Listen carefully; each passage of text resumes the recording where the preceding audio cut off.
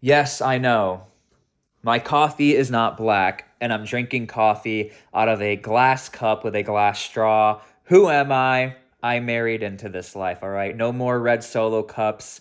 I never liked coffee in the army. I always drank tea. I got made fun of it my whole life. Get over it. Anyway, this is a new format I just wanted to try called My Morning Thoughts, where I'm going to talk about some of the stories that are happening. A raw take, no edits. It'll probably look bad on my part, but who cares?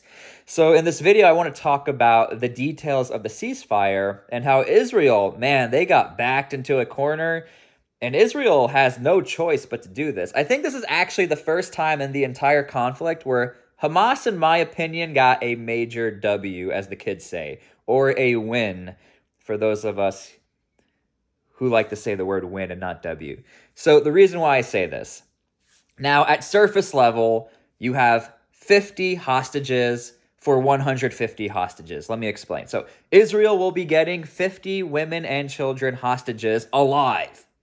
That is a major important thing about this deal. They are getting live hostages. The reason why that's important is because this is the first time in the entire conflict Israel will finally get a live hostage without Hamas handing them over.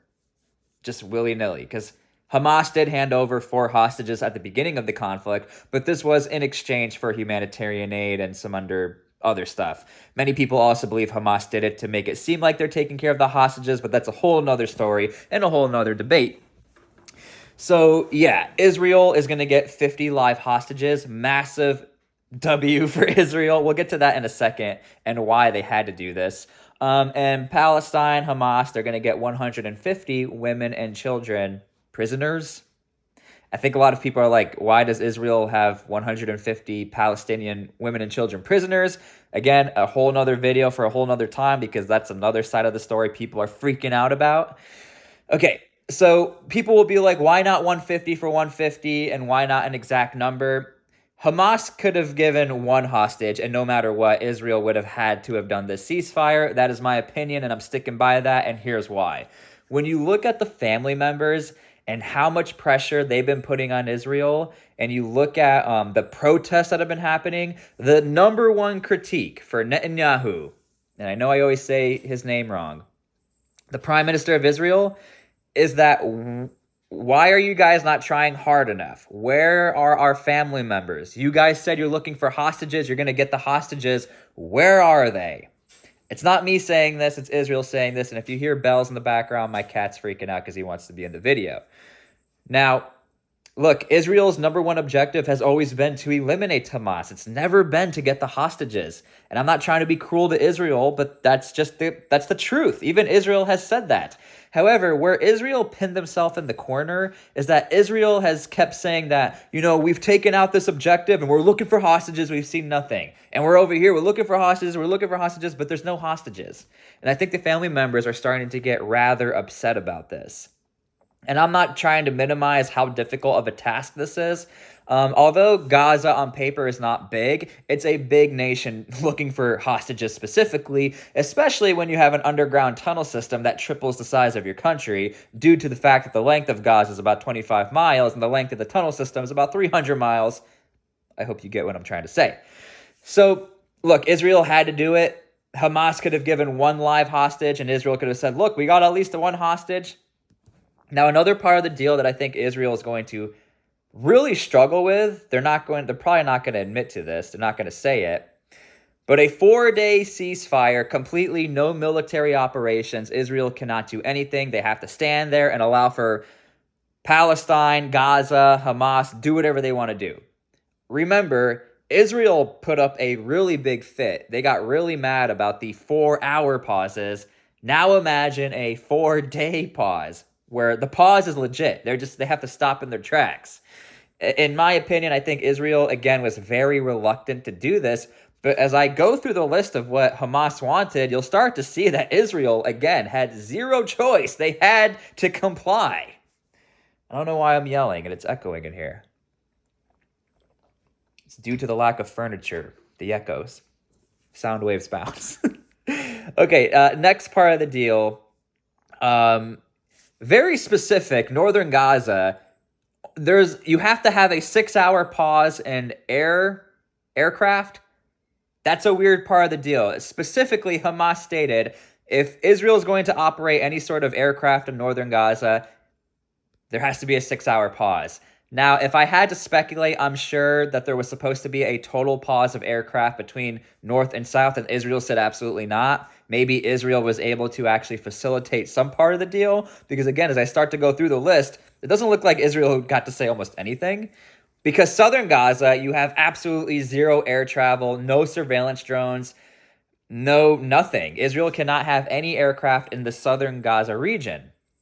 Now, of course, the implication here is because Hamas does not want Israel watching their every move. But again, it's weird that the north has a 6-hour pause, but the south has a total pause. Again, weird part of the deal. Very specific part of the deal. I think a good part of the deal for everyone involved is that all of Gaza apparently will get humanitarian aid, all of it.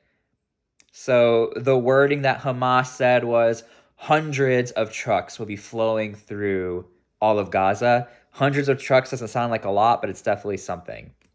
And right now, Palestine, Gaza is running into the issue of dirty water. The World Health Organization is saying there's going to be more disease flowing this time of year due to the nature of having lack of medical supplies. Sorry, I'm trying to burp. So yeah, another part of the deal. The people of Gaza can do whatever they want. Not only Hamas, but the people can walk freely through northern to southern, southern to northern. I forget the exact name of the location, but there's one pass that there will be a flow of people. Now, again, this definitely goes against all of what Israel has been trying to establish in Gaza, some sort of coordination, and I think this plays in the favor of Hamas, where people in southern Gaza can go to northern Gaza and hang out, northern to southern, and it's just going to create an unorganized situation potentially for Israel, where they've been trying to displace citizens from the north to the south. And I'm going to use the word displace because that's what's happening. They've been displaced. There are people's homes that don't exist anymore in northern Gaza who've been told to go to southern Gaza. That's just the truth. That's what happens when you drink coffee out of a glass straw. The United States and Qatar definitely had a massive part of this deal. I don't know why Qatar took the lead in this. If I had to speculate, again, if I'm going to be dead honest, I think it's because Qatar is trying to fix their image. If you guys are unaware what happened with the World Cup, there was a lot of shady things happening with Qatar. Qatar was never really supposed to get the World Cup bid. I don't know how we got to talking about the World Cup in an Israel video, but that's what happens in this format. That's why I personally think Qatar got involved with this deal. Is because I think Qatar was trying to make themselves look good. I don't want to get into all the details, but I highly suggest you go look into the shady dealings of Qatar and how they even got the World Cup into their nation and how many workers did not make it out alive in building the World Cup stadiums. It's absolutely disgusting. Go look into it. That's my opinion.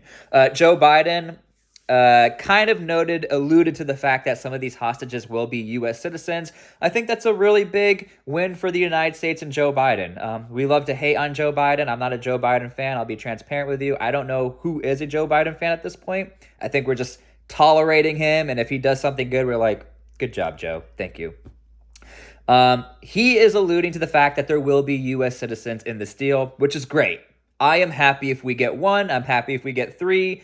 The United States has done its job. Thank you, Joe Biden. Thank you to the special operations teams who are out there, who are supposedly not on the ground. Okay. I'm not trying to stir some drama on here, but okay. The CIA has never been on the ground in any conflict. We're always just there, just like in 2014 Ukraine, right? Anyway, yeah, that's sort of what's happening right now. In my opinion, I don't know if I want to say Israel got the bad end of the deal, but I definitely want to say Israel had zero choice.